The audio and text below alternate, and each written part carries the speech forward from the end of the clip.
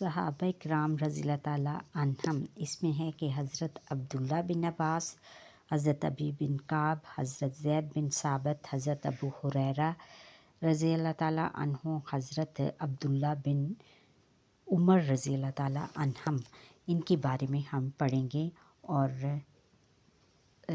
اب ریڈنگ کرتے ہیں۔ صحابہ کرام رضی اللہ تعالیٰ عنہم وہ مبارک ہستی ہیں جنہیں ایمان کی حالت میں حضور اکرم خاتم النبیین صلی اللہ علیہ وسلم کی زیارت نصیب ہوئی، اور انبیاء اکرام علیہم السلام کے بعد سب سے زیادہ بلند مرتبے والی جماعت صحابہ کرام رضی اللہ تعالیٰ عنہم کی جماعت ہے۔ انہوں نے اسلام کی خاطر ہر طرح کے ظلم و تکلیف کو برداشت کیا، اور اس سبق میں ہم چند ایک صحابہ کرام رضی اللہ تعالیٰ عنہم کے حالات اور مناقب کے بارے میں پڑھیں گے۔ حضرت عبداللہ بن عباس رضی اللہ تعالیٰ عنہ، حضرت عبداللہ بن عباس رضی اللہ تعالیٰ عنہ نبی کریم خاتم النبیین صلی اللہ علیہ وسلم کے چچا زاد بھائی یعنی چچا کے بیٹے اور صحابی ہیں۔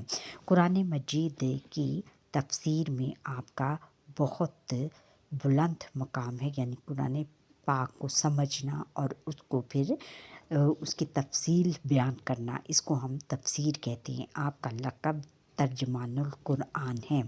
نبی کریم خاتم النبیین صلی اللہ علیہ وسلم نے حضرت عبداللہ بن عباس رضی اللہ تعالیٰ عنہ کے حق میں دعا فرمائی، اللہم اے اللہ ابن عباس کو حکمت اور تفسیر کا علم عطا فرما۔ اللہ تعالیٰ نے نبی کریم خاتم النبیین صلی اللہ علیہ وسلم کی اس دعا کو قبول فرمایا اور حضرت عبداللہ بن عباس رضی اللہ تعالیٰ عنہ کو بے مثال علم عطا فرمایا۔ حضرت عبداللہ بن عباس رضی اللہ تعالیٰ عنہ کے ایک شاگرد بیان کرتے ہیں کہ ایک مرتبہ حج کے موقع پر عبداللہ بن عباس رضی اللہ تعالیٰ عنہ نے خطبہ دیا اور اس میں سورۃ النور کی تفسیر بیان کی۔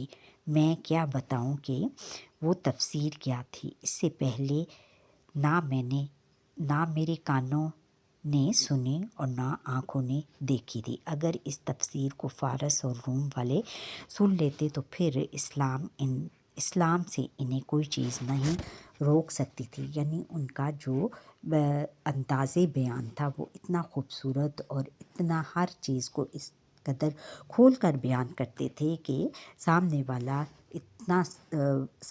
والے کو بہت زیادہ سمجھ آ جاتی تھی اور وہ بہت زیادہ محظوظ ہوتا تھا ان کی گفتگو سے۔